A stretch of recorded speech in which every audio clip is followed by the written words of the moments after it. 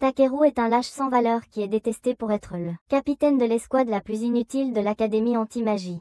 Cependant, tout change lorsqu'il active le plus puissant artefact magique et l'utilise pour applaudir chaque sorcière qu'il peut trouver. Tout commence par l'objectif de Takeru de se faire payer pour combattre les sorcières. C'est parce qu'il doit rembourser la dette que ses parents ont contractée à la boutique de lait.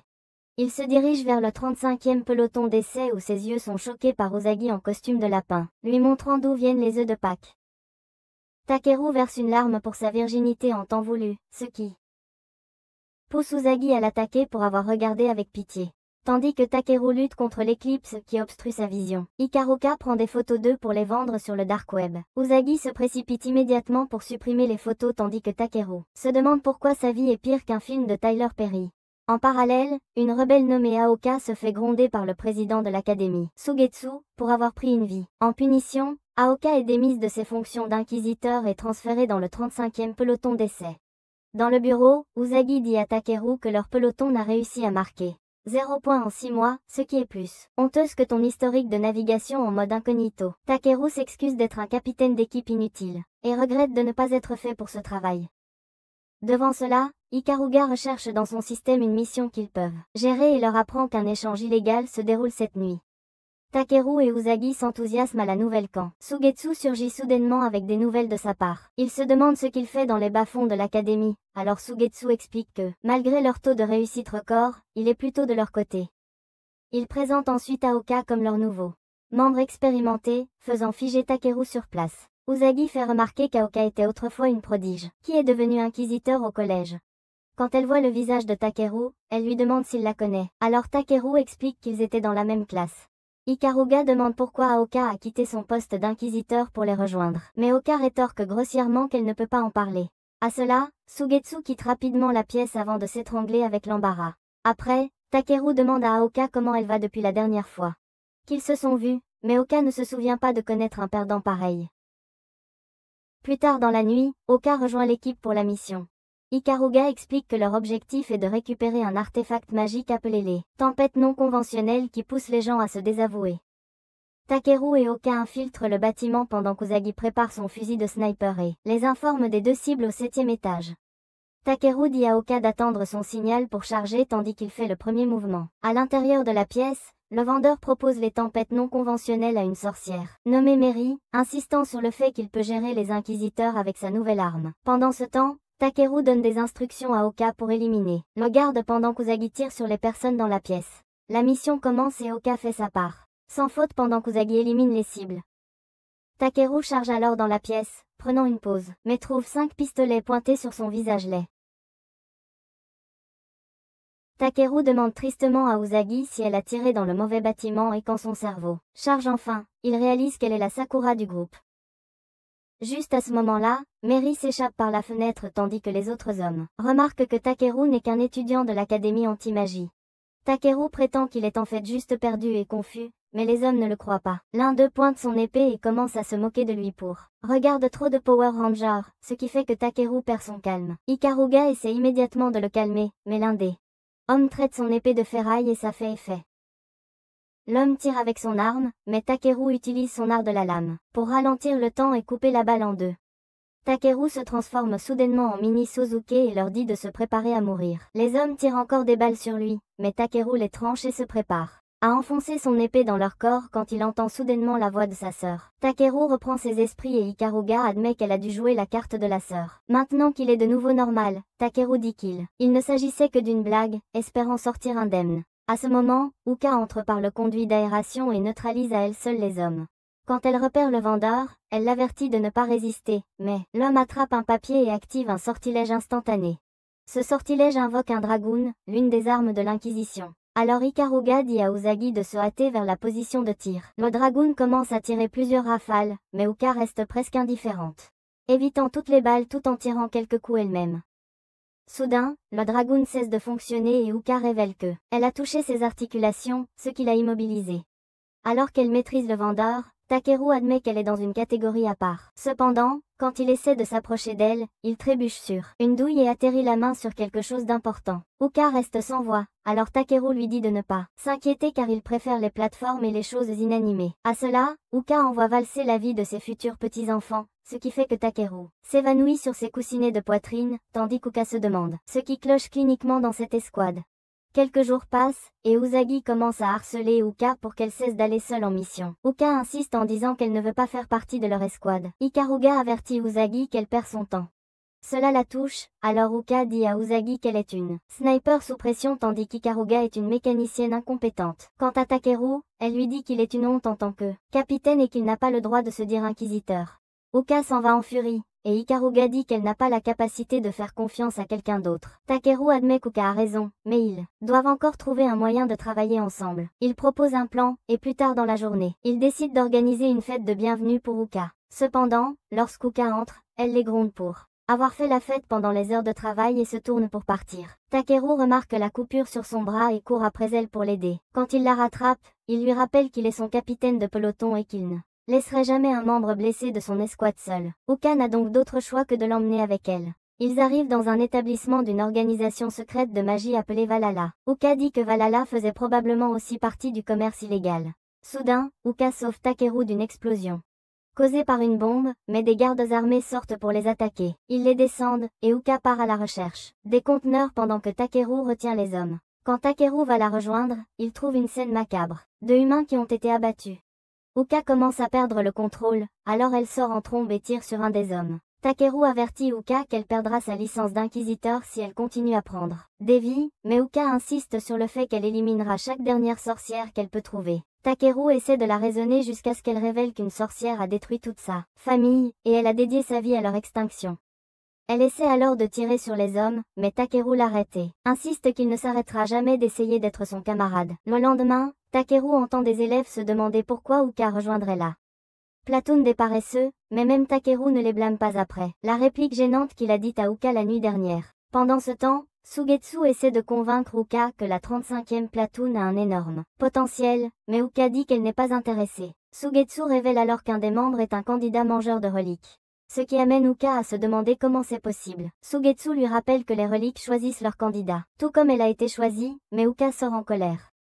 Pendant ce temps, Mary rencontre Haunted pour lui remettre un objet magique. Haunted dit qu'il a pris plus de 50 vies juste pour ressusciter un héros déchu, alors Mary souhaiterait pouvoir prendre sa vie aussi. Haunted lui rappelle que le seul objectif de Valhalla est d'abolir le préjugé contre les sorcières, mais Mary lui rappelle simplement de tenir sa promesse. De retour au bureau, Usagi dit à Takeru que son petit contretemps lors de la dernière mission ne se reproduira plus. Elle espère ensuite enfoncer son fusil dans le pôle sud d'Uka quand Uka apparaît soudainement. Takeru essaie de l'inviter à déjeuner, mais elle l'ignore et demande s'il vise vraiment à devenir inquisiteur juste pour l'argent. Lorsque Takeru ne nie pas les accusations, Uka dit qu'il devrait avoir honte de lui. Mais Akaruga intervient et révèle qu'Uka a été dépouillée de son rang d'inquisitrice.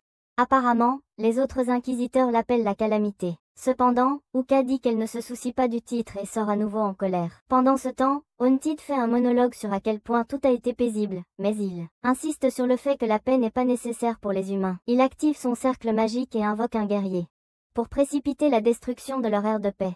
D'un autre côté, Takeru suit Uka jusqu'à un cimetière alors qu'elle visite les tombes de sa famille. Takeru demande ce qui leur est arrivé, forçant Uka à revivre les souvenirs de quand elle était possédée par une sorcière pour assassiner toute sa famille, y compris sa petite sœur. Uka admet qu'elle perd le contrôle d'elle-même lorsqu'elle est confrontée à des criminels violents, ce qui explique pourquoi tout le monde l'appelle Calamity. Takeru lui dit qu'elle se trompe, alors elle lui demande s'il peut abandonner son humanité pour vaincre ses ennemis. Avant qu'ils puissent répondre, ils entendent une explosion au loin, qui est le résultat de Haunted déchaînant son invocation et l'envoyant à l'académie anti-magie. Uka se dirige vers le centre-ville et demande au groupe de tâches ce qui se passe. Les hommes disent qu'ils ne sont pas sûrs, mais il y a des rumeurs selon lesquelles un héros invoqué est apparu. En même temps, Takeru finit de trancher des goules alors que il déplore à quel point Uka est imprudente de s'en aller seule. Un Karuga passe en radio et diffuse un message de Sugetsu, informant les étudiants que l'Inquisition n'a pas les moyens de faire face au héros invoqué, donc ils ont besoin de toute l'aide possible. Un Karuga demande à Takeru si le peloton doit fuir ou combattre, alors Takeru leur dit qu'Uka est déjà en route vers l'académie, et comme elle est tellement aveuglée par la haine Sa seule façon de la toucher est de combattre également le héros invoqué. À ce moment-là, Uka trouve un des étudiants blessés qui l'avertit qu'ils n'ont aucune chance contre le monstre. Quoi qu'il en soit, Uka charge, mais ses balles sont inutiles contre la barrière du guerrier, bien qu'elle saute comme un enfant qui a besoin d'uriner. Elle est jetée à côté comme une poupée de chiffon. Uka est déterminée à ne pas mourir comme un cafard à l'envers. Donc elle n'a d'autre choix que d'invoquer son mangeur de reliques, Vlad. Vlad lui rappelle qu'elle n'a qu'un contrat provisoire, donc il pourrait ne pas satisfaire toutes ses demandes, mais il peut guérir sa blessure. Uka peut de nouveau bien bouger, alors elle dit à Vlad de débloquer ses armes et Vlad acquiesce.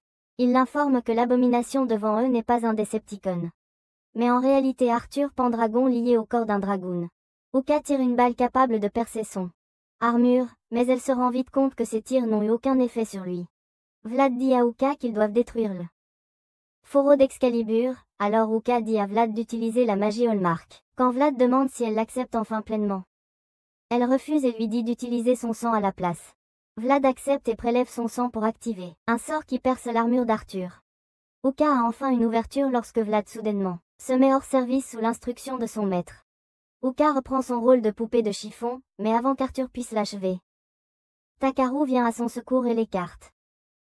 Takaru dit à l'invoqué qu'il aura des comptes à rendre pour avoir frappé un membre de son escouade. Alors il se précipite pour attaquer. Cependant, son épée n'était rien de plus qu'un crayon sur l'armure d'Arthur, alors Takaru demande de l'aide à la Kuruba. Elle lui dit qu'Excalibur est à l'intérieur d'un railgun qui doit refroidir après utilisation, donnant à Takaru suffisamment de temps pour réduire la distance et attaquer. Alors, Izadi a enfin été utile en ciblant la bonne cible cette fois, mettant Arthur au bord du gouffre. Cependant, lorsqu'il active soudainement sa magie Hallmark, Aikiruka dit à Takaru de s'en aller, mais c'est trop tard. Une grande explosion se produit, laissant Takaru au bord de la mort.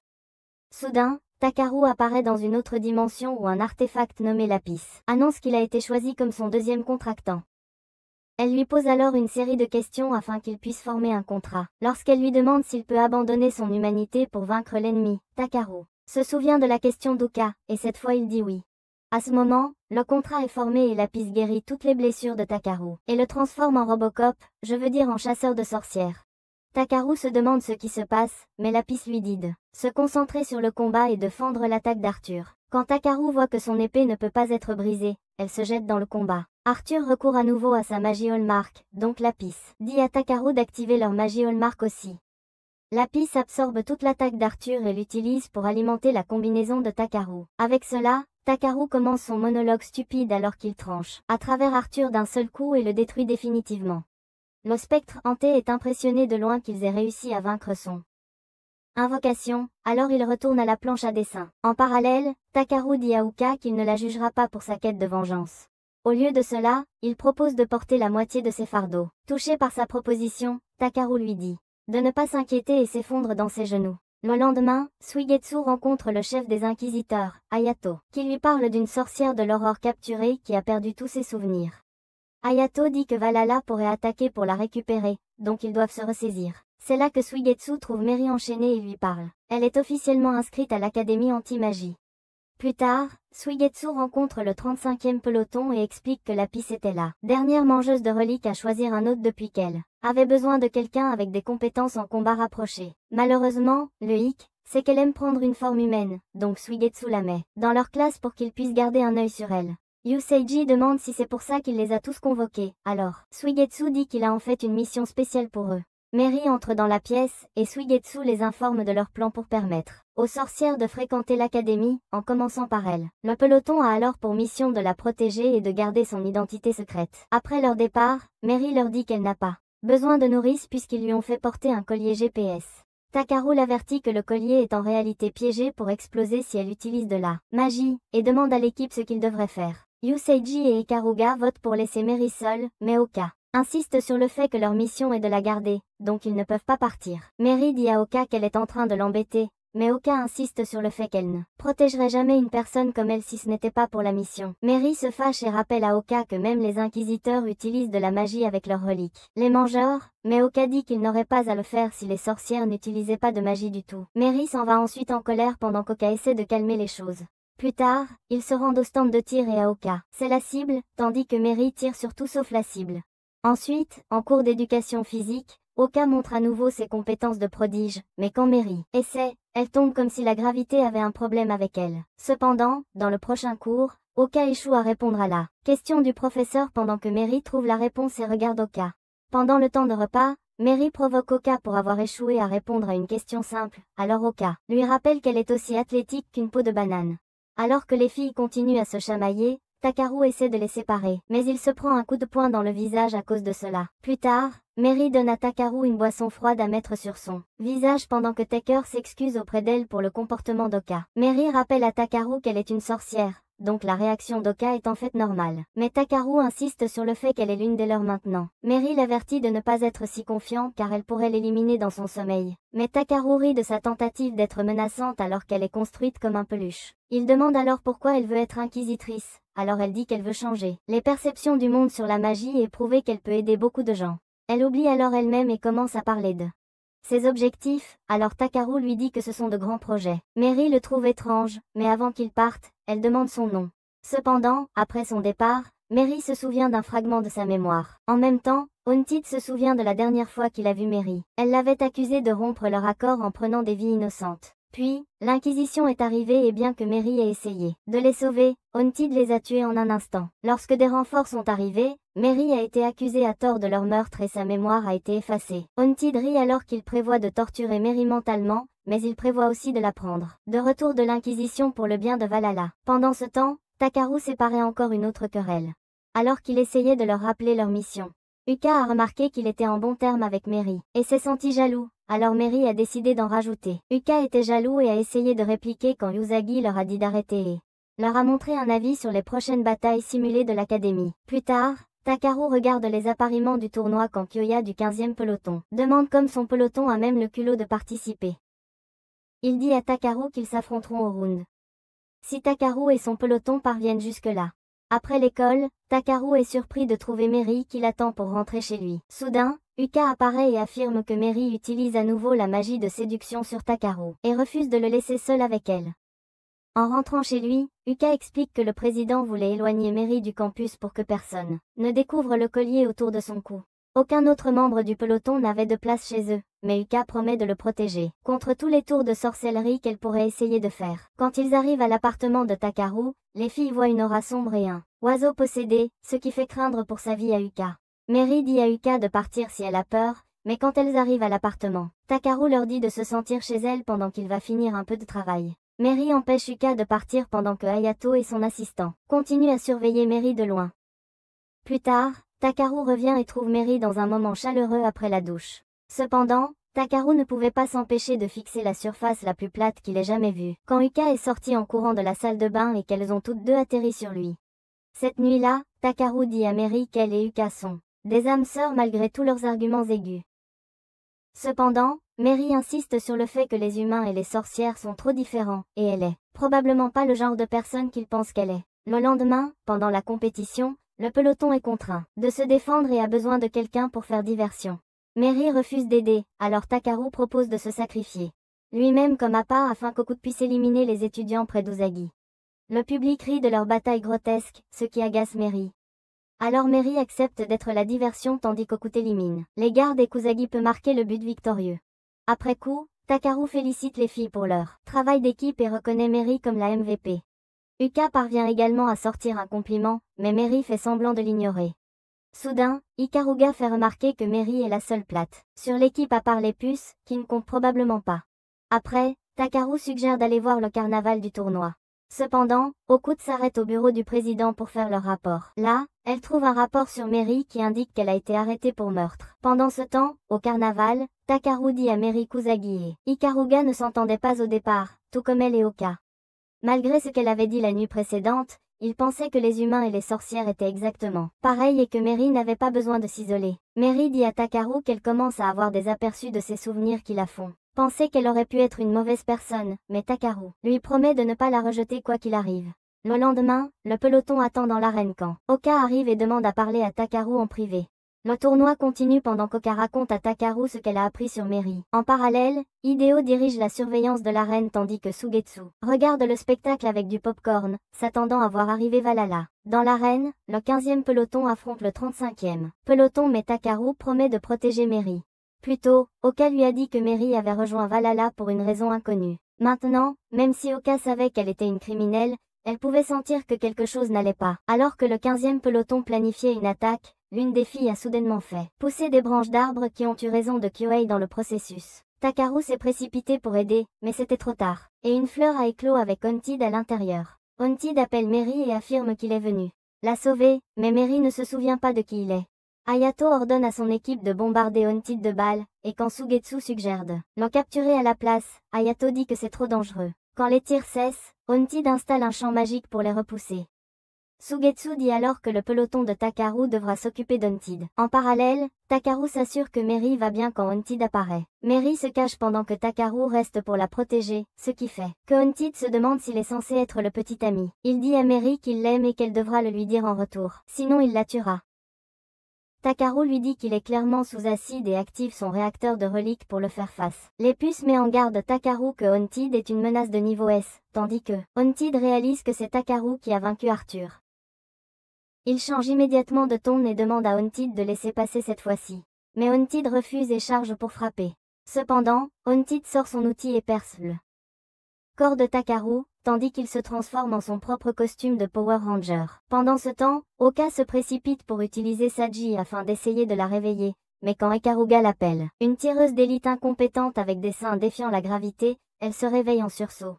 À ce moment-là, Sugetsu passe à la radio pour s'assurer qu'ils sont en vie, alors Oka révèle que, après avoir enquêté sur la scène de crime de Mary, elle a trouvé une trace de magie indiquant que les hommes avaient été éliminés par de la magie du désespoir, et non par une magie du monde, ce qui signifie que l'arrestation de Mary était illégale. Sugetsu demande quel accord elle essaie de conclure, alors Oka lui dit sa demande. Pendant ce temps, Takaru demande à Luffy si Haunted peut aussi se transformer en chasseuse de sorcières. Mais Luffy dit que c'est une transformation de héros utilisant un objet magique perdu. Haunted continue d'appeler Mary, mais quand elle insiste sur le fait qu'elle ne connaît pas le type, il claque des doigts pour annuler le sort.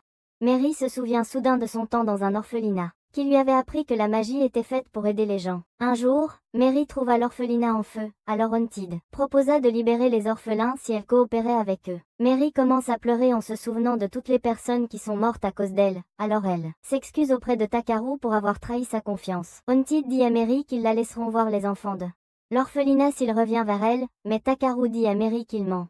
Selon l'enquête d'Oka, tous les enfants de l'orphelinat sont déjà morts.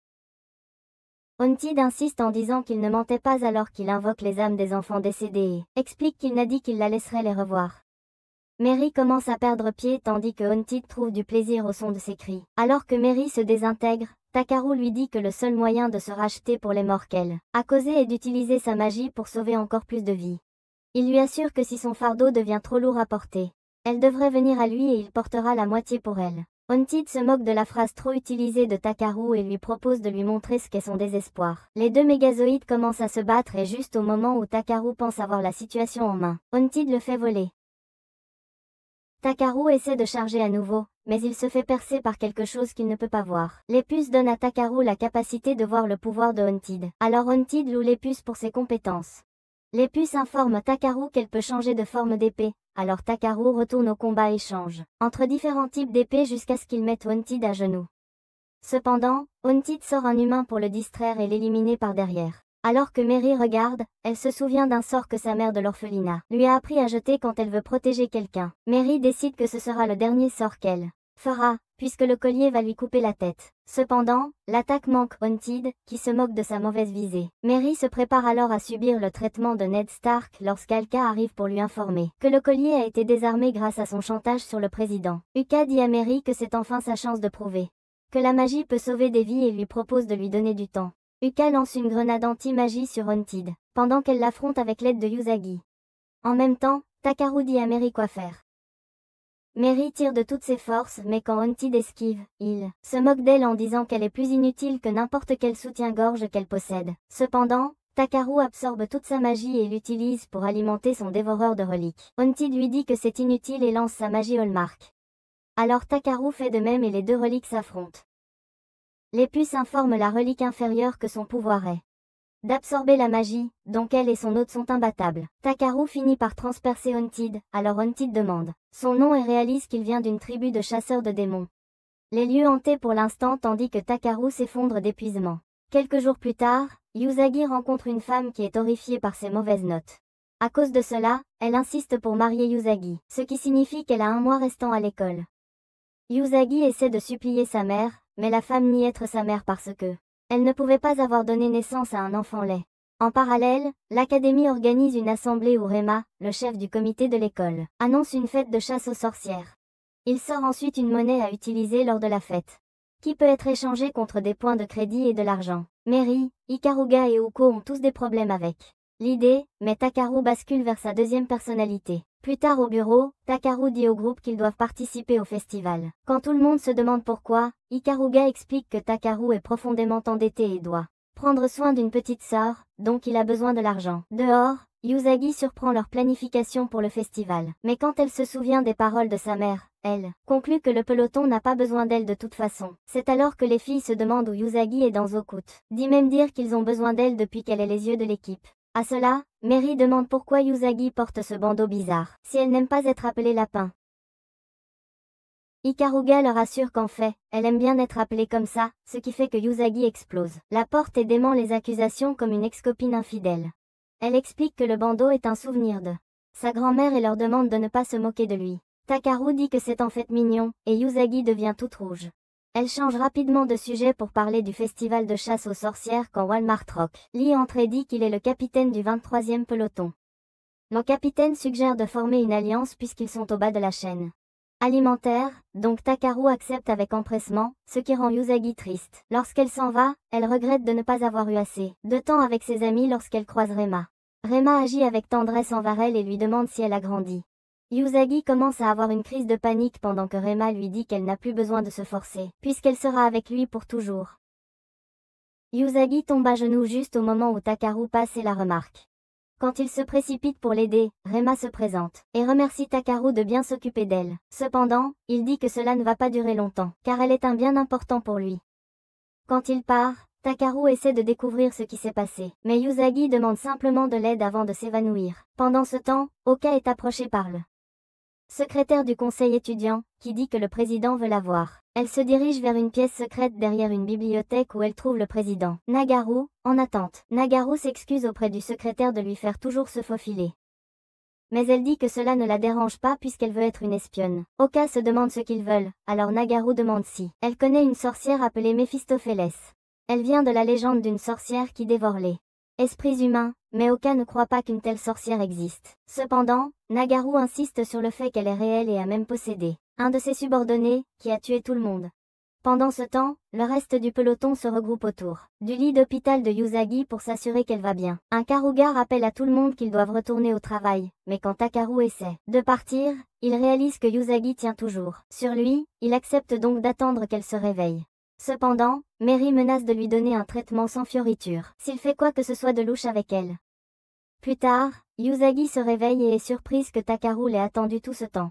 Lorsqu'elle réalise qu'ils ont tenu la main tout ce temps, elle devient gênée, mais Takaru ne voit pas ce qu'il y a de si grave et dit qu'il devrait y aller. De retour au repère du conseil des élèves, Nagaru évoque le président exécutif, Rema qui n'a transféré dans leur école qu'il y a un mois, et qui organise déjà des festivals et gravit les échelons. Elle fait également remarquer qu'il s'est passé un mois depuis l'attaque de son équipe, ce qui semble un peu étrange. Ce soir-là, Takaru raccompagne Usagi chez elle et lui demande ce qu'il en est de Rema. Usagi dit que ça n'en vaut pas la peine, mais Takaru insiste qu'elle ne se comporte pas comme d'habitude et promet qu'il peut l'aider.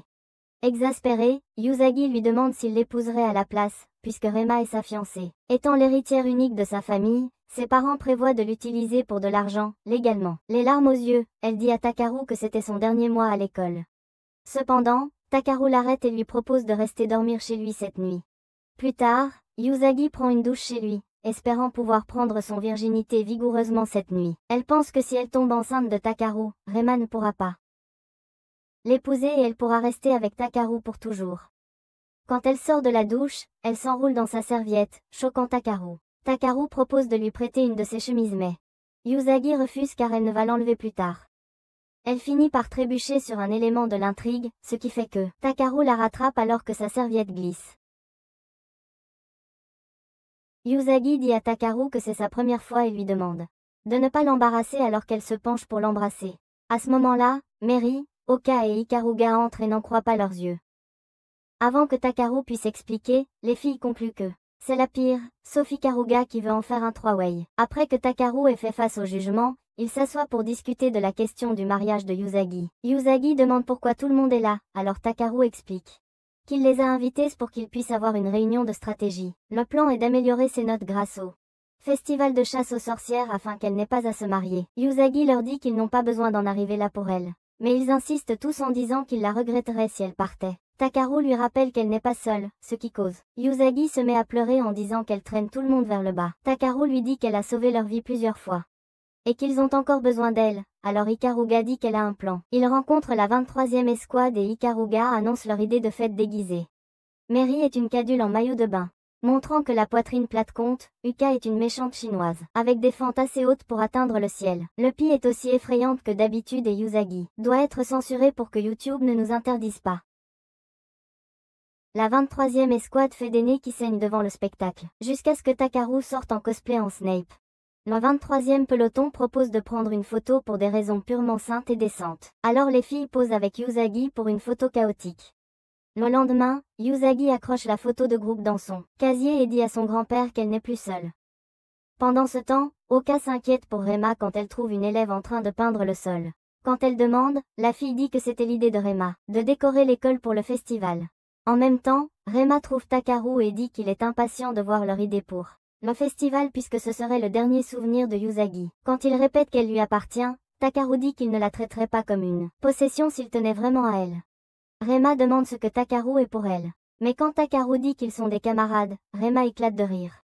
Il se demande comment quelqu'un qui a tué son frère pourrait avoir des camarades de confiance. Alors Takaru insiste en disant qu'il ment. Rema l'assure qu'il ne ment pas et qu'il compte faire tout ce qui est en son pouvoir pour que Usagi soit à lui. En parallèle, Oka appelle Vlad et lui demande de lui donner un aperçu aérien de l'école. Quand elle le voit, Vlad explique que c'est un cercle magique qui prend le contrôle de l'esprit, ce qui fait réaliser à Oka qu'elle doit agir. De retour à l'école, Usagi croise à nouveau Rema qui l'appelle une mauvaise fille pour ne pas être rentrée chez elle la nuit dernière. Usagi dit qu'elle ne fera plus ce qu'il dit, mais Rema lui rappelle qu'une meurtrière comme elle n'a nulle part où aller.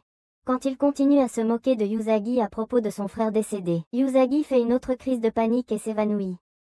Pendant ce temps, la secrétaire informe Nagaru que Rema est définitivement Méphistophélès. Encore une fois, Nagaru s'excuse de lui avoir demandé de se faufiler, alors la secrétaire dit qu'elle donnerait même sa vie si le président le commandait. À cela, Nagaru s'excuse de ne pas avoir pu la sauver. Ensuite, elle explique que la réponse correcte était de dire qu'elle voulait être une espionne. Ils sortent tous les deux leurs armes pour un duel au pistolet. En même temps, Takaru vérifie le bureau pour voir si Usagi s'y trouve. Mary dit qu'elle ne l'a pas vue, alors Takaru se précipite pour la trouver tandis que Mary le suit. Ailleurs, la secrétaire rencontre Uka alors qu'elle prépare une embuscade contre Rema. Uka entre en force et dit à Rema qu'il est arrêté. Rema essaie de faire l'innocent, alors Uka insiste en disant qu'il est vraiment Méphistophélès. Mais la secrétaire répond à sa place. Elle révèle que la vraie secrétaire et Nagaru étaient probablement ensemble au paradis. Mais avant qu'Uka puisse faire quoi que ce soit, Rema place un charme sur sa tête, permettant à Méphistophèle de posséder son corps. À cet instant, le collier de Mary se déclenche, donc elle informe Takaru qu'il se passe quelque chose d'étrange. C'est alors que Takaru reçoit un appel de Nagaru, qui a été sauvé grâce à une gilet pare-balles. Nagaru l'avertit que Uka est en danger et demande l'aide de son escouade. Au même moment, Méphistophèle prend le contrôle d'Aoka, mais regrette que Uka ne soit pas entièrement partie car elle est propriétaire d'un mange-relique. Méphistophèle dit qu'elle devra activer la magie bientôt, donc Rema regrette que ce ne soit pas le deal. Tout à coup, Méphistophélès saisit son coup traître et avise qu'elle aurait pu lui ôter la vie quand elle le voulait. Sans elle, il resterait un perdant, alors il doit se plier. Elle le lâche et lui assure que l'académie sera à lui. Une fois qu'elle aura récupéré son corps et qu'elle aura sa revanche. Pendant ce temps, Nagaru dit à Takaru que le corps de Méphistophélès est enfermé dans l'académie, donc elle prévoit de le reprendre en lavant le cerveau de tout le monde. Takaru est agacé que Nagaru ait entraîné Uka dans ce pétrin. Il refuse de suivre ses ordres et ne fait cela que pour sauver son camarade. Après la fin de l'appel, Takaru invoque Lapis et demande où sont Uka et Usagi. Lapis n'arrive pas à localiser Uka, mais elle dit qu'Usagi est dans l'église. Takaru dit à Mary de l'aider à lever le sortilège, alors Mary lui dit de le lui laisser. Pendant ce temps, à l'église, Usagi revit le souvenir de quand son frère jouait avec le fusil de son grand-père. Elle a essayé de l'arrêter et cela a fini par un terrible accident. Plus tard, alors qu'elle visitait sa tombe, Rema s'est approchée d'elle et lui a demandé ce que cela faisait d'être un meurtrier. Quand Usagi lui a dit d'arrêter, le petit malade l'a giflé et a décidé qu'elle lui appartenait maintenant. Dans le présent, Usagi trouve Rema en train de s'approcher sur elle tandis qu'il annonce que c'est leur nuit de noces. Usagi essaie de le refuser, mais il la gifle et lui dit de le craindre et de l'obéir. Usagi s'allonge en acceptant quand elle remarque la photo du peloton et espère qu'ils ne l'abandonneront pas. Elle imagine qu'il l'appelle et réalise qu'elle n'est plus seule, alors elle se bat en mordant Rei.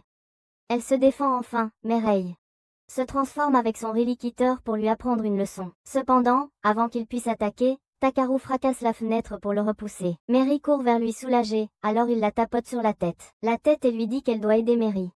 Avant de partir, Usagi lui dit de frapper Rema à mort pour elle. Et si elle aide Mary avec succès, il devra lui caresser la tête à nouveau. À cela, Usagi déchire sa robe et s'enfuit tandis que Rema devient encore plus fou qu'il ne l'était déjà en affrontant Takaru. Après, Aikoruga remet à Usagi le fusil de son grand dev pour la mission avec 2 balles spéciales pour détruire l'âme de Méphistophélès. Pendant ce temps, Mary commence à utiliser sa magie pour arrêter le sort de contrôle mental quand Aoka apparaît et dit qu'elle s'inquiète pour elle. Mary appelle instantanément Méphistophélès puisque Mary ne dirait jamais cela donc. Méphistophèle prévoit simplement de la tuer quand même. Soudain, Usagi apparaît out of nowhere et pousse Méphistophèle du toit avec elle. Quand ils atterrissent, Méphistophèle colle rapidement un charme sur Usagi, pour que tous les garçons tombent amoureux d'elle et la poursuivent. À l'église, Takaru termine avec Rema, qui urine dans son pantalon de peur et s'évanouit. Les puces demandent pourquoi Takaru ne l'a pas achevé, alors il dit qu'il y a des questions plus importantes à régler. Sur le toit, Mary se fait tirer dans le bras par Méphistophèle qui est de retour pour finir le travail. Cependant, Takaru arrive pour la protéger. Méphistophélès invoque Vlad et utilise un tir pour désarmer Takaru. Takaru n'a d'autre choix que de l'affronter avec son épée pendant que Méphistophélès a une idée maléfique. Usagi arrive et Oka prétend que Takaru est celui qui est avec Méphistophélès, donc elle doit lui tirer dessus. Cependant, Takaru dit à Usagi de les tirer tous les deux, si elle ne peut pas décider, puisque tout le monde lui fait confiance. Usagi sait maintenant quoi faire, mais avant de tirer, Oka commence à se battre contre Méphistophélès pour le contrôle. Elle dit à Usagi de la tirer, alors Usagi plante une balle dans son dos, libérant l'âme de Méphistophélès. Ensuite, Usagi vise son âme et la détruit pour de bon. Après cela, elle court vers Aoka pour voir si elle va bien. Mary finit de dissiper la magie et court pour aider. Aussi, mais Aikeruga arrive et vérifie le pouls d'Aoka. Une fois qu'elle le trouve, elle dit à tout le monde qu'elle va bien. Alors, Oka ouvre les yeux et dit à tout le monde de se taire. Quelques jours plus tard, Aikeruga est appelé dans le bureau du président où il lui remet une photo d'une cellule d'elfes noirs qui a été utilisée par une organisation appelée Alchemist pour créer des armes. Aikeruga prétend qu'elle n'en sait rien, mais Sugetsu dit qu'elle travaillait chez Alchemist en tant que chercheuse géniale qu'ils ont créée. Aikeruga insiste toujours qu'elle ne sait rien et sort en furie. Hayato dit à Sugetsu qu'elle ment sûrement et qu'il devrait lui faire avouer. Mais Sugetsu dit qu'il serait plus amusant de voir ce qu'elle fait. Pendant ce temps, les étudiants vérifient les performances de leur peloton, et comme d'habitude, le 35e peloton a la plus mauvaise performance.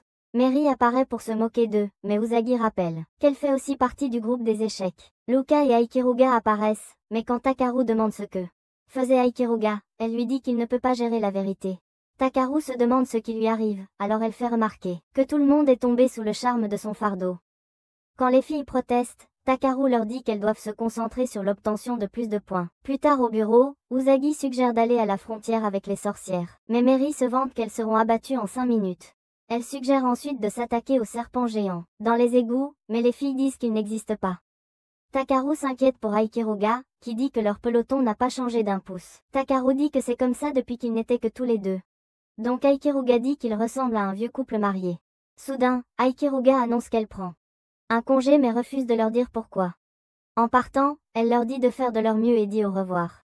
Takaru se souvient de sa première rencontre avec Aikeruga. Sa fierté insensée ne lui permettait pas de se battre contre un adversaire désarmé, alors il se faisait battre comme de la viande chaque nuit. Dans le présent, Takaru fait remarquer qu'Aikeruga ne dit jamais au revoir, et Usagi est d'accord pour dire qu'elle agit de manière étrange toute la journée. Pendant ce temps, à Valhalla, Ontid rencontre un scientifique émo nommé Iizuka. Ontid lui demande pourquoi elle a quitté l'alchimie, alors Iizuka dit qu'il ne lui permettait de créer que ce qu'il demandait. Ontid réalise alors qu'elle lui a demandé de tuer tous les scientifiques pour une raison pratique, et cela le met en colère. Il fait les meurtres parce qu'il aime les gens et leur mort, mais elle est malade de le faire sans aucune émotion. Soudain, Iizuka ressent une douleur dans sa tête, puis elle lui dit qu'elle a des informations sur la cellule des elfes noirs. Quand Haunted lui demande si elle peut faire confiance à ces informations, Iizuka dit que oui, parce que c'est de sa sœur. En même temps, Aikiruga se dirige vers le centre-ville et disparaît soudainement, tandis que le reste du peloton la regarde. Quand ils inspectent la zone, ils pensent qu'Aikiruga doit être allé sous terre et décident qu'ils doivent la suivre. Cependant, quand ils se demandent comment la localiser, Lippi apparaît et offre son aide. En même temps, Aikiruga dit à Iizuka qu'elle libérera la cellule des elfes noirs en échange de l'observation des expériences. Aikiruga affirme qu'elle ne se soucie que de la résurrection des elfes noirs, alors Iizuka lui demande pourquoi elle a volé la cellule il y a 4 ans. Aikiruga prétend qu'elle a dû fuir pour sauver sa vie, mais Iizuka ne l'a pas cru et l'a mise en garde de ne plus se mettre en travers de son chemin. Soudain, des hommes armés sont apparus pour récupérer Aikiruga. En même temps, le reste du peloton fuyait les tirs, lorsqu'ils ont trouvé Aikiruga inconsciente avec ses hommes. Buka a neutralisé les hommes pendant que Takaru s'est précipité pour attraper Aikiruga et la porter à un endroit sûr. Cependant, avant qu'il puisse rejoindre les autres, des Dragoons apparaissent subitement et lancent des bombes dans la zone. Takaru est blessé et peine à se tenir debout droit. Donc Aikiruga dit qu'elle l'emmènera dans une maison sûre. Après, Aikiruga appelle Iizuka pour lui expliquer que son peloton d'essai s'est retrouvé impliqué dans le plan. Iizuka ne la croit pas. Alors Aikiruga met en garde Iizuka que si un des membres de son peloton est tué, elle n'obtiendra jamais la cellule de la fée noire. En parallèle, Suigetsu appelle le chef de l'alchimie, qui explique que tout le chaos a été causé par l'une de leurs installations rebelles. La personne présente ses excuses et offre 150 dragons comme compensation, tandis qu'elle supplie Suigetsu d'anéantir l'installation rebelle. Suite à cela, Suigetsu ordonne à tous les chasseurs de sorcières de se préparer à la guerre. De retour à l'alchimie, les filles sont enfermées sans aucun vêtement lorsqu'Iizuka vient les voir et révèle qu'elle est la sœur d'Ikaruga. Iizuka demande si Aikiruga est vraiment leur amie, alors Yusadi dit qu'elle connaît Ikaruga mieux qu'Iizuka. Iizuka dit que ce n'était pas possible puisque c'est une arme conçue pour la recherche et décide de leur dire quel genre de personne Aikiruga est vraiment. Quand elles étaient enfants, Aikiruga et Iizuka pouvaient transplanter des cerveaux humains dans des griffons et faire d'autres choses folles. Cependant, Aikiruga a commencé à poser des questions étranges sur les familles et les amis grâce à un livre qu'elle avait caché à l'intérieur. Iizuka l'a averti de s'en débarrasser, mais Aikiruga a dit que l'installation était trop exiguë pour elle. Plus tard, Aikiruga a créé une elfe sans mana pour qu'elle puisse être expulsée. Quand Iizuka le découvre, elle montre à Ikaruga ce que subissent les chercheurs qui échouent dans leur travail. Plus tard, Aikiruga va rendre visite à l'elfe quand elle l'appelle maman. Aikiruga la trouve mignonne et l'appelle Canaria, ce qui la rend heureuse. Cette nuit-là, Aikiruga fait ses bagages pour s'enfuir quand Iizuka essaie de l'arrêter. Aikiruga suggère qu'elle s'enfuit ensemble quand une alerte se déclenche, signalant que la cellule de l'elfe noir a été volée. À cela, Aikiruga dit au revoir à Iizuka et s'enfuit pour trouver Canaria. Cependant, lorsqu'elle arrive, il est déjà trop tard. Dans le présent, Aikiruga raconte à Takaru son passé avant de rejoindre l'académie anti-magie. Takaru dit que c'est la première fois qu'elle parle d'elle-même, alors elle explique qu'elle n'est pas sûre d'avoir un sens du bien et du mal. Takaru demande ce qu'elle veut vraiment et offre son aide. Et quand Aikiruga demande ce qu'il ferait si c'était quelque chose de mal, il dit qu'il l'en empêcherait. Aikiruga dit que cela pourrait être au revoir pour eux, alors elle grimpe sur lui et commence à enlever ses vêtements pour qu'elle peut faire l'expérience de sa balade spéciale avant qu'il ne soit trop tard. Takaru panique, insistant sur le fait qu'il ne devrait pas le faire sur un coup de tête, mais Aikiruga dit qu'elle a déjà planifié sa fantaisie 50 nuances degrés. Soudain, un hélicoptère d'alchimie vole vers eux, alors Aikiruga dit que leur première fois devra attendre et lui en plante un. Elle sort une aiguille en lui disant de ne pas la suivre parce qu'elle l'aime. Dehors, Aikiruga rencontre Iizuka et lui dit de tenir sa part du marché, où elle rendra sa vie plus insupportable qu'un film d'essai de Zack Snyder. Quelques instants plus tard, une voiture s'arrête, jette les filles hors de celle-ci et s'en va. Cependant, Usagi dit qu'elle rentre pour sauver Aikiruga. Beaucoup demandent si elle lui fait vraiment confiance après avoir entendu parler de son passé, mais Usagi dit qu'elle se soucie seulement de qui elle est maintenant et est déterminée à la ramener. À cela, Bokut et Mary acceptent d'aider. Juste à ce moment-là, des Dragoons de l'Inquisition passent en courant vers l'alchimie. Alima s'arrête et Subgetsu sort pour les informer qu'ils vont à la guerre. Quand ils demandent où sont Takaru et Aikiruga, ils disent qu'ils n'ont aucune idée d'où ils se trouvent. Ils ouvrent alors une mallette pleine d'armes dont ils peuvent choisir. Pendant ce temps, Takaru sort en titubant du bâtiment, luttant encore contre les effets de la drogue. Il dit alors à Lapis qu'il veut retrouver ses camarades donc. Elle s'associe avec lui pour activer le costume de chasseur de sorcières. Il se dirige vers Alchemy et commence à éliminer les Dragoons. Lapis dit qu'Aikiruga est probablement au dernier étage de la tour, alors Takaru demande si Lapis peut voler. Lapis dit que le vol est impossible sans elle mais elle peut sauter haut et planer. Takaru lui dit à quel point elle est géniale, mais Lapis dit qu'il y a quelque chose de bizarre à propos de lui qui nettoie son outil. Pendant ce temps, Subgetsu marche tranquillement à travers le champ de bataille en se souvenant des bons vieux jours. Il utilise un mangeur de reliques à lui pour éliminer plusieurs dragoons d'un seul coup. Ailleurs, Uka rencontre Takaru qui est surpris qu'elle ait réussi à la retrouver. Uka dit que l'Inquisition arrêtera Aikiruga si elle découvre son passé. Donc elles doivent découvrir la vérité avant. Yusenji accepte de les couvrir, alors Takaru dit à tout le peloton de se mettre en route. À l'intérieur de l'installation, Iizuka dit à Aikiruga qu'elle se souvient de la haine qu'elle ressentait le jour où Aikiruga est parti. Elle aurait pu faire beaucoup de progrès si Aikiruga ne l'avait pas trahi. Aikiruga dit qu'elle voulait simplement sortir d'une vie consacrée uniquement au développement d'armes. Alors Iizuka lui demande ce qu'elle a trouvé en partant. Quand Aikiruga dit qu'elle a trouvé la jeunesse, Iizuka lui dit combien elle a perdu pour une telle quête stupide. Parce que si Aikiruga, les supérieurs ont redessiné Iizuka pour qu'elle ressente des douleurs dans son cerveau, chaque fois qu'elle éprouve des émotions inutiles. Quand Aikiruga se demande pourquoi il ferait ça, Iizuka lui dit que c'était à cause de son putain de livre. Maintenant, son plan est de ressusciter les elfes noirs pour qu'elle puisse rejoindre Valhalla et s'échapper de l'installation. Cependant, Aikiruga dit qu'elle est en fait venue ici pour stopper la résurrection des elfes et sauver Iizuka. Aikiruga réalise que les expériences sur les elfes se seraient arrêtées si elle avait emmené Iizuka avec elle il y a 4 ans et demande si elles peuvent revenir à l'ancien temps. Cependant, Iizuka la repousse et dit qu'elle n'a plus besoin d'elle puisqu'elle a l'intention de détruire le monde. Aikiruga dit qu'elle ne la laissera pas détruire son chez-soi, alors Iizuka lui tire dans la jambe et lui dit de rendre la cellule sombre. À cela, Aikiruga révèle qu'elle l'a regardé tout ce temps. Aikiruga se transforme en elfe noir tandis qu'Iizuka réalise qu'Aikiruga doit avoir réorganisé son ADN. Quand Aikiruga le confirme, Iizuka lui dit qu'elle est encore plus folle qu'elle.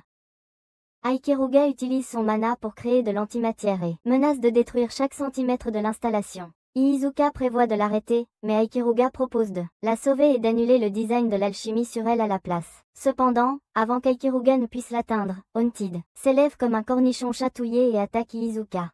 Dehors, Oka et Takeru neutralisent les Trigoumen. Lorsqu'Oka remarque que sa puissance de feu diminue, Vlad lui dit de former un contrat avec eux, car elle veut plus de puissance de feu, mais elle refuse. D'un autre côté, Lapis informe Takeru qu'il ne dispose plus que de 10 minutes de mana. En même temps, Yusaiji et Meri continuent à les soirs, mais elles n'ont plus que 2 chargeurs. Dans l'installation, Aikiruga voit sa sœur s'affaisser au sol pendant qu'Haunted se réjouit du beau regard de désespoir sur son visage. Iizuka se précipite vers lui, et lorsque son antimatière entre en collision avec ce cercle magique, une énorme explosion se produit. Quand la poussière retombe, Aikiruga tient Iizuka pour obtenir son aide, mais elle perd du sang et perd sa forme d'elfe des ténèbres. Iizuka lui dit de se rendre et explique que Canaria est toujours en vie et est avec Valhalla. Elle lui dit de continuer à vivre alors qu'elle rend son dernier souffle. Haunted revient et dit à Aikiruga de le rejoindre puisque Iizuka lui a déjà tout appris. Aikiruga lui dit d'aller au diable et lui tire une balle dans la tête. Donc Haunted invoque un get spécial d'Iizuka en retour. Un dragon apparaît sur la tour, donc Takaru saute pour sauver le Karuba de tomber. Lapis analyse le dragon et dit à Takaru qu'il a 0,4% de chance de gagner s'il l'affronte. Cependant, Aikiruga dit que ce n'est qu'un dragon machine, ce qui signifie qu'il peut être détruit. Sugetsu regarde de loin et se demande ce que Takaru va faire pendant que le dragon commence à semer le chaos. Uka crée une ouverture pour Takaru pendant qu'il charge pour l'affronter. À ce moment-là, Yusei désactive un canon à rail et Aikiruga lui dit de viser le moteur de vol pour l'empêcher de bouger. Cependant, Yusaiji n'a que 5 tirs pour le faire. Yusaiji rate sa première chance, alors Aikiruga lui dit de recharger rapidement pendant que Takaru continue de le distraire. Quand elle rate les 3 tirs suivants, Takaru lui rappelle qu'il compte sur elle. Sur cela, Yusaiji atteint une concentration totale et prend le moteur de vol les fait exulter. Cependant, le dragon ne lâche pas et envoie Takaru heurter le mur. Avant qu'il ne puisse l'achever, Uka tire dessus pour l'en empêcher, mais le dragon la repousse comme une mouche. Takaru essaie de détruire le moteur de vol, mais Lapis lui dit qu'ils sont à court de mana et vont bientôt s'éteindre. À ce moment-là, Meri se souvient qu'elle est toujours dans cet anime et tire à Takaru le reste de son mana. Takaru se recharge à nouveau et parvient à percer le moteur de vol. Il dit à Lapis de mettre toute leur énergie dans l'attaque suivante et tranche à travers le, jusqu'à ce que les pouvoirs de son armure s'éteignent complètement. C'est alors que le dragon s'effondre et se désactive. Quelques jours plus tard, Ikaruga informe le groupe d'une opération secrète pour récupérer un artefact magique. Uka suggère qu'il se prépare immédiatement pour l'opération, mais Ikaruga met en garde que le groupe pourrait ne pas être à la hauteur. Uka lui assure qu'elle a déjà participé à plusieurs missions secrètes avant, donc Ikaruga lui dit de se lancer. Cependant, il s'est avéré qu'ils étaient en infiltration dans un nightclub, ce qui était le pire cauchemar d'Aoka. Les filles sont assises avec des hommes ivres et malodorants qui leur disent de prendre des verres. Yusaiji dit qu'elles ne peuvent pas boire en service puisque leur cosplay est à peine légal et ressemble à des camions poubelles. Les hommes essaient de parler à Aoka, mais elle garde ses distances. Alors Yusaiji la prévient de ne pas compromettre leur couverture. Aoka n'arrive pas à croire qu'elle soit tombée dans le plan tordu d'Ikaruga. Alors elle prévoit de mettre fin à l'opération le plus rapidement possible. Soudain, les hommes la complimentent sur ses jolies formes, ce qui la pousse à lui crier dessus et à créer une scène. Takaru intervient et s'excuse puisque c'est sa première nuit. Puis il appelle les filles par radio et leur dit de laisser les clients difficiles à lui. Pour une raison quelconque, Takaru est incroyablement doué pour être serveur, et les filles sont impressionnées qu'il puisse faire autre chose que de jouer avec son outil. Juste à ce moment-là, Okonobi c'est un homme avec un étrange paquet, alors Takaru leur dit de garder un œil sur lui. Oka va s'asseoir juste à côté de lui alors qu'il essaie de draguer une fille bien au-dessus de ses moyens. L'homme ivre dit qu'il a un cadeau pour la fille, mais quand il tend la main pour l'attraper, il attrape accidentellement les fesses d'Aoka, ce qui la pousse à le frapper au visage. Le paquet s'envole et Oka tire dessus, ce qui amène l'équipe à supposer qu'ils ont trouvé leur homme. Takaru leur dit de couvrir Oka, alors il entoure l'homme pour l'arrêter. Cependant, il s'avère que le colis n'était qu'une console de jeu. Soudain, un homme tenant une bague s'affole et s'enfuit, alors ils se mettent à sa poursuite. Pendant qu'Oka reste derrière, se vautrant dans son inutilité. De retour à l'académie, Oka s'excuse d'avoir tout gâché, mais Yusaiji dit qu'ils l'auraient tous frappé s'il avait été à sa place. Ikaruga dit qu'ils pourraient perdre tous leurs points s'ils reçoivent une pénalité, ce qui rend Aoka encore plus mal. Après, ils examinent l'anneau qu'ils ont récupéré et Ikaruga dit qu'il est en magie de basse qualité et n'a pas de marquage sur quoi que ce soit d'important. Même Mary ne peut pas dire de quelle magie il est fait, ce qui signifie qu'il s'agit d'un autre artefact de rang F, qui ne leur rapporterait que 5 points à peine. Takaru dit qu'ils obtiendront le double de points s'ils l'investiguent eux-mêmes. Mais Oka se demande si c'est sûr de le tester. Ikaruga lui rappelle quelle est la raison pour laquelle ils doivent le faire, donc elle n'a d'autre choix que de se taire. Ikaruga propose de le tester elle-même, suggérant que dans le pire des cas, elle tombera amoureuse de quelqu'un. Quand elle suggère qu'elle pourrait presser les boules de stress de Yusaiji ou lécher le ventre plat de Mary, elles lui prennent la bague pour l'arrêter. Cependant, les filles ne peuvent pas décider laquelle d'entre elles devrait l'essayer. Oka essaie de mettre fin à la bagarre quand la bague s'envole et atterrit sur le doigt de Takaru. Une lumière rose éclatante brille dans la pièce, et quand Takaru revient à lui, il trouve Yusaiji babillant comme un enfant qui a reniflé de la colle. Elle se jette sur lui et annonce comme il sent bon, ce qui la pousse à le lécher. Takaru la repousse et recule quand il heurte Mary. Mary commence à râler à son sujet, le traitant de l'avoir trompé avec Yusaiji, blâmant sa poitrine plate pour la trahison. Mary insiste sur le fait que les petites montagnes sont puissantes. Aussi, alors elle commence à déboutonner sa veste pour le prouver. Quand elle montre à Takaru ce qu'il y a en dessous, il se dépêche de refermer son déshonneur plat et s'enfuit pour sauver sa vie. Soudain, Oka le plaque au sol et lui demande pourquoi il a l'air si misérable. Elle commence à le lécher comme un chien, alors Takaru la repousse, pendant qu'il se faufile hors de dessous elle. Quand il s'échappe, il est surpris de voir que même la pisse a été affectée. Juste à ce moment-là, Ikaruga l'informe qu'il s'agissait d'un anneau d'ivresse qui l'a surprise. Takaru est heureux de voir qu'elle est toujours sobre jusqu'à. Elle annonce qu'elle est loin de là. Cependant, avant qu'elle puisse l'embrasser, elle tombe malade et vomit. Quelques jours plus tard, ils partent en mission pour enquêter sur pourquoi l'été ne se termine pas sur une plage en particulier. Mary dit qu'il serait difficile pour une sorcière de maintenir une saison, tandis que Ikaruga se demande pourquoi quelqu'un voudrait rendre l'été permanent. Takaru dit simplement aux filles d'essayer de s'amuser aussi. Quand ils arrivent à la plage, ils découvrent que c'est vraiment l'été et se séparent pour fouiller le rivage. Quelques instants plus tard, Mary s'ébat dans le embuvard pendant qu'Oka la gronde pour avoir perdu le fil. C'est alors que la poitrine de Yusaiji arrive et se dirige vers l'eau. Cependant, Oka l'avertit de courir plus calmement, avant que ses melons ne changent le flux de gravité. Ikaruga surprend Oka en train de se plaindre des fainéants. Alors elle lui propose des options de maillot de bain à enfiler. Oka se change et prétend que c'est tout pour la mission, donc Mary essaie d'attirer l'attention de Takaru. Mais Takaru ne se concentre que sur la pisse, donc il ne réveille pas une bête antique du pantalon. Elles commencent toutes à s'amuser sur la plage, sauf Ikaruga, qui pense qu'elle pourrait se dissoudre à cause de la chaleur. Takaru surprend la pisse en train d'observer des pêcheurs, alors il l'explique qu'ils mettent des appâts sur leurs hameçons pour attraper les poissons. Quand vient l'heure du déjeuner, Takaru engloutit sa nourriture comme s'il s'agissait du dernier repas qu'il goûterait jamais. Mary leur rappelle qu'ils sont censés être en mission. Mais Oka insiste en disant qu'une armée ne peut pas avancer avec un estomac vide. Après, les filles décident d'aller chercher des glaces pour le dessert quand Takaru développe une indigestion et court aux toilettes. C'est alors qu'Oka remarque des sauveteurs avec un patient. Ceux qui disent que l'homme a été attaqué par une gigantesque créature. Lapis dit que c'est probablement une entité magique appelée l'inviteur d'été. Les filles se préparent à partir quand Oka dit qu'elle va rester car elle ne sait pas nager. Aikuruga est toujours inutile, tandis que Takaru fait des dégâts comme dans une guerre mondiale. Alors Usagi annonce que le mini-groupe s'en occupera.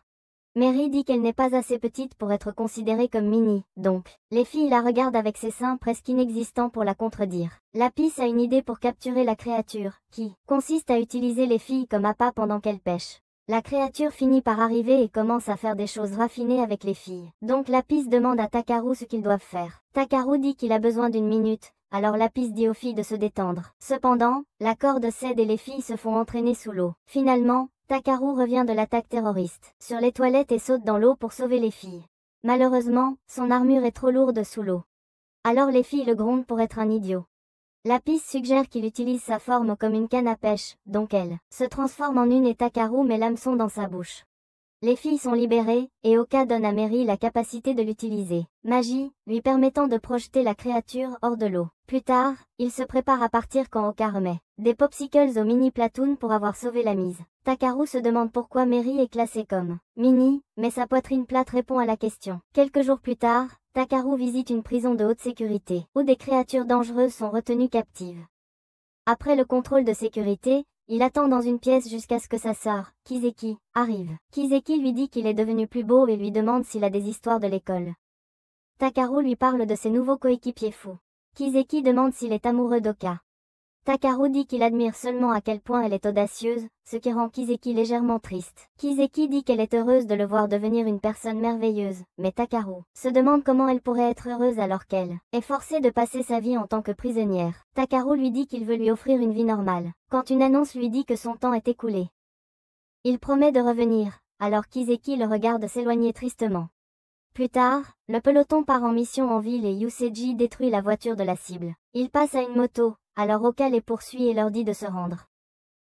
Les hommes utilisent un sort instantané pour augmenter la vitesse de la moto, mais Oka n'a pas besoin de magie pour les rattraper grâce aux modifications folles d'Ikaruga. Oka fait signe à Takaru de prendre le relais, alors il les intercepte, et tranche le pneu de leur moto puis les capture. Quand ils retournent à l'école, Yuseji s'excite à cause du nombre de points qu'ils ont gagnés. Ikaruga la félicite pour avoir beaucoup changé, mais elle parlait en fait de l'augmentation de sa taille de poitrine. Oka remarque les cernes sous les yeux de Takaru et lui demande s'il ne dort pas. Elle lui conseille de se reposer et de compter sur elle s'il a des problèmes. Oka se souvient de sa petite sœur et lui suggère d'aller lui rendre visite, ce à quoi Takaru acquiesce. Plus tard, Takaru pense voir les filles de la 15e platoon que Hunted a traversé avec ses vignes. Cependant, ce sont en réalité Kyoya et Sugetsu. Takaru essaie de lui demander ce qui est arrivé à la fille, mais Kyoya l'appelle traître et s'éloigne. De retour à l'établissement, Sugetsu et Kyoya rencontrent Ayato qui leur dit qu'ils essaient de droguer Kiseki depuis 30 heures.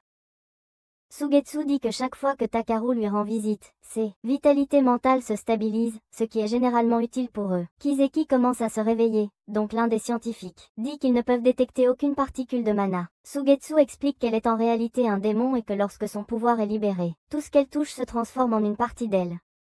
Elle pourrait consommer toute la planète si on ne l'arrête pas.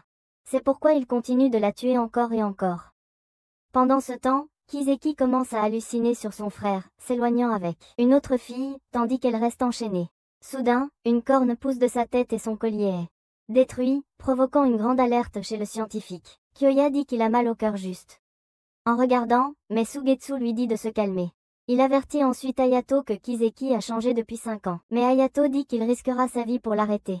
Ayato se dirige immédiatement sous terre, disant à tous les autres inquisiteurs de se retirer. Puis il se retrouve face à face avec Kiseki alors qu'il se prépare à l'affronter une fois de plus. Mais tout ce qui l'intéresse, c'est de voir Takaru. Pendant ce temps, le 35e peloton est en mission sous couverture. Mary et Usagi sont déguisés en petites aides du Père Noël, distribuant des biscuits de Noël. Personne ne semble prêter attention à Mary, mais Usagi part comme de la mauvaise herbe grâce au pouvoir des cloches tintinabulantes. Juste à ce moment, une voiture arrive avec leur cible, alors Oka dit aux filles de placer un traceur sur lui. Usagi essaie d'attirer leur attention avec sa dégustation de melon gratuite, mais il l'ignore comme ton crush ignore ton existence. Cependant, Mary parvient à leur donner un échantillon gratuit, ce qui prouve que l'homme est probablement un obsédé lolicon. Soudain, la cible se rend compte qu'il y a un problème et attaque, alors Mary protège les filles avec son bouclier. Owa essaie de riposter quand des créatures végétales commencent à pousser des balles. Takaru poursuivit les cibles, mais lorsqu'il atteint une ruelle sombre, il entend des cris étranges. Kiseki sort et dit qu'elle a suivi le son de son cœur, qu'elle s'effondre dans ses bras et dit qu'elle a toujours voulu qu'il la tienne comme ça. Takaru remarque les corps qu'elle a laissés derrière elle et devient nerveux, donc quand Oka et les filles lui demandent ce qui se passe, il sort son épée et leur dit de rester à distance. Uka lui rappelle qu'elles ne sont pas ses ennemis, alors Takaru se calme, et explique que Kiseki est extrêmement dangereuse. Cependant, il assure qu'il arrêtera sa sœur de nuire à ses camarades s'il le faut. Les filles sont choquées d'apprendre qu'elle est sa sœur, alors Takaru explique qu'elle a un niveau de menace SS et qu'elle s'est échappée pour le voir. De retour à la prison, Hayato apparaît saoulé, décombre et s'excuse d'avoir laissé Kiseki s'échapper. Suigetsu lui dit qu'il a bien agi mais qu'ils doivent la retrouver avant qu'elle ne détruise le monde. En attendant, Suigetsu se demande quoi faire des dégâts qu'elle a laissés derrière elle. Pendant ce temps, Kiseki se réveille et dit à Takaru qu'elle a de nouveau tué des gens. Mais Takaru lui dit que ce n'est pas de sa faute. Uka entre et se présente à Kiseki. Timidement se cache derrière Takaru et dit son nom. Takaru s'excuse pour le manque de compétences sociales de Kiseki. Mais Uka comprend et lui demande de la suivre. Takaru rencontre le reste du peloton et explique que Kiseki ne peut pas contrôler ses pouvoirs et ne tue pas par volonté. Akaruga dit que Kiseki souffre d'un syndrome d'overflow, qui habituellement peut être réprimé par l'une de ses colliers anti-magie, mais comme Kiseki a une quantité extraordinaire de mana, elle est comme une catastrophe naturelle en marche. Takaru dit qu'il est trop risqué de mener Kiseki à l'extérieur, et il devrait la remettre à l'Inquisition, alors Uka propose qu'ils escortent Kiseki dans la zone interdite. Takaru demande pourquoi elle ne fait pas simplement appel à l'Inquisition pour envoyer des chasseurs de sorcières. Uka dit qu'elle leur donne 1 heure pour renforcer leur lien fraternel. Les filles acceptent d'aider et Mary et Uka commencent à se chamailler sur la douceur de l'autre, pendant qu'Akaruga plaisante en disant qu'elle ne porte pas la moitié de son fardeau ou quoi que ce soit. Après cela, les filles se rendent dans la chambre de Kiseki pour la préparer à un rendez-vous avec son frère. Après avoir essayé différentes tenues et découvert qu'elle a des seins plus gros que Mary, elles se mettent d'accord sur la meilleure tenue pour l'occasion. Plus tard, Takaru et Kiseki prennent un café ensemble et Kiseki est heureuse que les filles l'aient traitée comme leur propre petite sœur. Elle décrit à quel point elles sont toutes douces. Cependant, Takaru les avertit des vices qui sont desserrés. Kiseki lui demande alors une faveur et quand il s'interroge sur ce que c'est, elle lui demande de lui prendre la vie. Elle dit que même si elle est heureuse de faire semblant d'être normale avec lui, ses pouvoirs sont devenus encore plus puissants qu'avant, ce qui signifie qu'elle pourrait à nouveau tuer plus de personnes. Elle sait qu'elle devrait mourir, mais elle ne veut mourir que par les mains de Takaru. Takaru dit qu'il veut qu'elle vive, mais si un jour il doit prendre sa vie, ce sera aussi le jour où il mourra. D'ici là, il promet de la protéger jusqu'à ce qu'elle atteigne vraiment sa limite. À cela, Kiseki promet de tenir un peu plus longtemps. Entre-temps, un homme nommé Orochi informe son partenaire que la cible qu'il devait secourir s'est évadée de prison. La fille s'avère être Canaria, alors elle suggère qu'il profite de l'occasion pour détruire l'académie. Orochi lui dit qu'ils ne peuvent pas agir seuls et que Valhalla leur a ordonné de capturer Kiseki à la place. Au même moment, Kiseki fixe une grande roue. Alors Takaru suggère qu'ils aillent faire un tour. Mais avant qu'ils ne puissent le faire, Kuea apparaît et bloque leur chemin. Takaru demande ce qu'il fait là quand cette fille réapparaît et appelle Kuea son maître. Kuea cible Kiseki, alors Takaru se transforme en son armure en même temps que Kuea. Takaru est surpris que Kuea est un mangeur de reliquats. À sa surprise, elle prend la forme de cette fille. Les garçons sont sur le point de se sérieusement quand Hayato arrive et leur dit d'arrêter. Il leur dit qu'ils affronteront les conséquences de se battre dans une zone civile, alors ils se désactivent.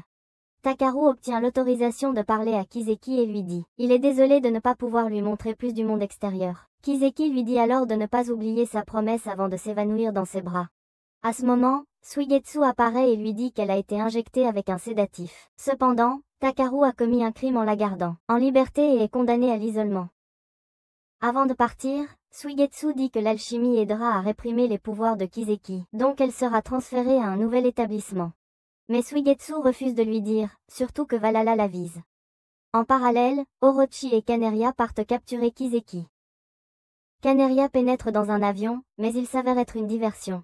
Hayato apprend l'attaque de l'avion, mais il insiste pour poursuivre l'opération. Il dit à Kuya de se tenir prêt à partir à tout moment. À cela, Kyuya dit à Hayato de ne pas se mettre en travers de sa vengeance contre Haunted et tous les autres hérétiques.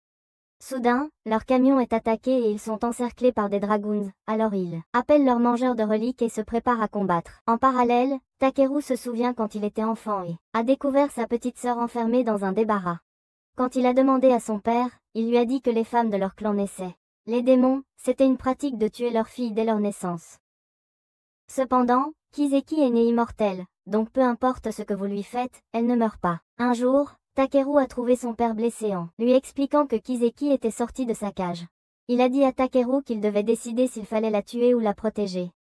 Après, Takeru a trouvé Kiseki au bord d'une falaise, suppliante pour mourir, mais Takeru a dit qu'il ne pouvait tout simplement pas le faire. Soudain, l'excès autour de Kiseki lui a ordonné de détruire tout, donc Kiseki est tombé du précipice, ce qui a provoqué la propagation de l'excès. Quand Takeru s'est réveillé, Oka a présenté ses excuses pour les en avoir mis dans cette situation, mais Takeru, elle lui a remercié de l'avoir aidé à passer du temps avec Kiseki. Uka explique qu'elle voulait partager ses fardeaux parce qu'elle se sentait redevable envers lui. Au cours des derniers mois, elle est passée d'un grade A à seulement un grade C, et tout cela grâce à Takeru.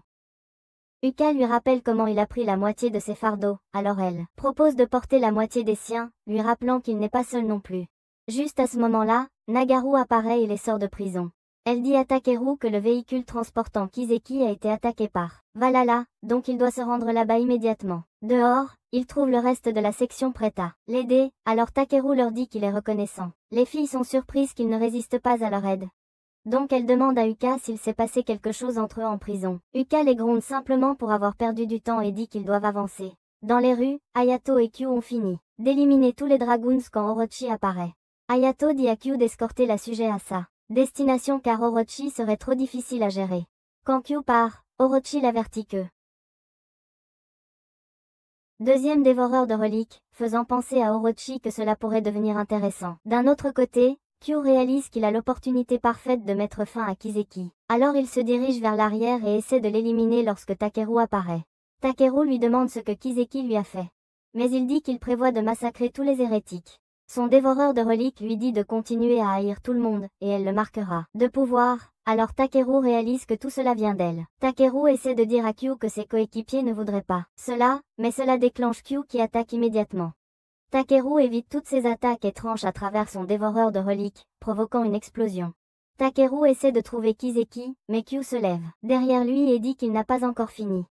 Cependant, Oka dissipe son mangeur de reliques et White Usagi le repère aussi. À court de mouvement, Kyu leur promet qu'ils vont le regretter et saute dans l'eau en dessous.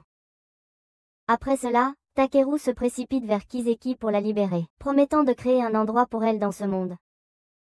Sogetsu regarde tout cela se dérouler et explique que puisque les pouvoirs de Kiseki lui accordent ses souhaits, Takeru est en réalité la seule personne qui peut mettre fin à sa sœur. À ce moment-là, les pouvoirs de Kiseki montrent à Takeru les visions de toutes les fois où les gens ont essayé de lui prendre la vie. Kiseki lui dit qu'elle a fait de son mieux, mais il est temps pour eux deux de quitter ce monde. Soudain, Haunted apparaît et transperce Takeru avec ses lianes, et quand Kiseki voit cela, elle perd le contrôle de ses pouvoirs. Ekaruga met en garde la section que le pire est arrivé et leur dit de se regrouper, tandis que les débordements de Kiseki commencent à ravager la ville. Sogetsu est rejoint par le président d'Alchimie, Suzuka, qui n'est pas non plus dans son état normal. Sogetsu lui dit qu'ils ont sacrifié beaucoup, juste pour satisfaire sa curiosité. Mais quand Suzuka offre d'aider à nettoyer le désastre, Sogetsu lui dit que leur arme ultime le fera à leur place. Il lui suggère ensuite de parier sur la capacité de Takeru à mettre fin à sa propre sœur. Pendant ce temps, Haunted comprend pourquoi Valhalla veut Kiseki, et essaie de ne pas se faire attraper par son débordement aussi. Buka apparaît et lui dit de rendre Takeru, mais Haunted dit que Takeru est son appât. Buka sort Vlad et commence à attaquer, alors Haunted s'attaque à elle et dit qu'elle est facile à gérer s'il ne sort pas sa transformation de héros. Il poignarde Alka et la repousse, mais avant qu'il puisse attaquer à nouveau, le débordement de Kiseki l'épuise, bien qu'il réussisse à survivre. Juste à ce moment-là, Buka dit à Vlad de former un contrat avec lui. Vlad lui rappelle qu'elle avait seulement prévu de former un contrat pour la vengeance, mais Oka dit qu'elle doit protéger les personnes qui se battent à ses côtés. Vlad révèle qu'il prévoyait de la manger si elle voulait un contrat pour la vengeance. Mais il est plutôt touché par ses raisons actuelles. Buka finit par former son contrat et se transforme en Power Ranger sorcière écarlate. Elle revient pour attaquer Haunted, qui se transforme enfin aussi en costume de héros. Ils se battent jusqu'à ce qu'Alka signale à Vlad de dissiper l'armure de Haunted, et l'envoie voler dans l'écoulement de Viseki.